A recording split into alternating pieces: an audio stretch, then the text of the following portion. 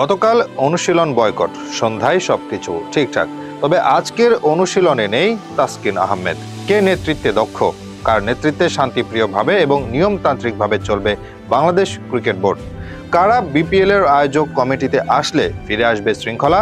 এমন প্রশ্নে দিশেহারা বাংলাদেশ ক্রিকেটের সমর্থকরা। বাংলাদেশের সবচেয়ে বড় ঘরোয়া আসর বিপিএল আসার প্রেক্ষিতে যেখানে হতাশাই চূড়ান্ত, মাঠ, কিউরেটর, আম্পায়ার, উন্নয়ন প্রযুক্তি না থাকা যেন চিরচেনা আফসোস। তবে এবার সে আফসোস কিছুটা ছাপিয়ে গেলেও লজ্জায় নাক কাটার পরিস্থিতি। খেলোয়াড়দের বেতন বকেয়া, তাই প্র্যাকটিস বয়কট করেছেন খেলোয়াড়রা। পর্যাপ্ত বেতন পরিশোধ না করলে ম্যাচ বয়কটের হুমকি দেওয়ায় জরুরি মিটিং ডেকে সমস্যার সমাধান করেছে বিসিবি।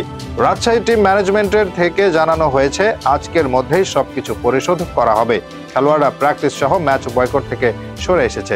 তারা জানিয়েছে সব ছাপিয়ে তাদের টার্গেট এখন বিপিএল এর প্লে অফে খেলা। এমনকি টিম ম্যানেজার জানায় ম্যাচ জেতার পরে 14 লক্ষ টাকা পুরস্কার দিয়েছেন তাসকিন এনামুলদের। তবে সকালের প্র্যাকটিসে দেখা মিলল ভিন্ন চিত্র। অনুশীলনে নেই স্পিড স্টার তাসকিন আহমেদ। এবারের আসরে সর্বোচ্চ উইকেট শিকারী এই বোলারের অনুপস্থিতি নতুন প্রশ্নের জন্ম দেয়। আসলে রাজশাহীর টিম ম্যানেজার মুখে যা বলেন, বাস্তবে তা করেন তো?